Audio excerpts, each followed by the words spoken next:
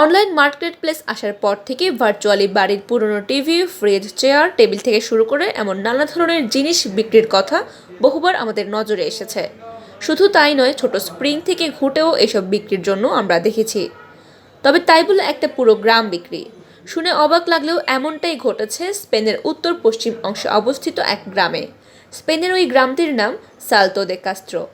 প্রায় 2,60,000 ইউরো অর্থাৎ 3,51,59,000 টাকা দামে বিক্রির ঘোষণা দিয়েছেন গ্রামটির বর্তমান মালিক রনি রদ্রিগেজ।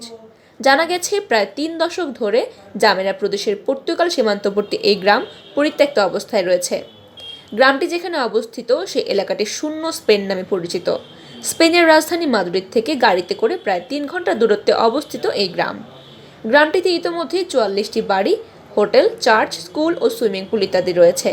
এত কিছু থাকার পরেও এখানে অন্যান্য জনপদের মতো সুযোগ সুবিধা প্রায় নেই বললেই চলে। 1950 সালের দিকে স্পেনের বিদ্যুৎ উৎপাদন সংস্থা ইরারডুবো গ্রামটি তৈরি করেছিল জলাধার তৈরি করা শ্রমিক ও তাদের পরিবারের জন্য। তবে নির্মাণ কাজ শেষ হওয়ার পরেই হঠাৎ বাসিন্দারা সেখান থেকে সরে যেতে থাকেন। তারপরেই 1980 সালের দিকে গ্রামটি পরিত্যক্ত হয়ে যায়। পরে 2000 সালে পর্যটন কেন্দ্র গড়ে তোলার জন্য রনি রদ্রিগেজ গ্রামটি কিনে নেন, কিন্তু অর্থনৈতিক সংকট সহ নানা কারণে তা আর বাস্তবায়িত করতে পারেননি তিনি। তবে গ্রামটি বিক্রির খবর শোনার পর থেকে এখানে পর্যটকের সংখ্যা বেড়েছে। গ্রামটির মালিক রদ্রিগেজ জানান, এর আগেও তিনি গ্রামটি $65 লাখ বিক্রির চেষ্টা করেছিলেন, তবে সেই দামে তখন গ্রামটি কিনতে রাজি হয়নি কেউ।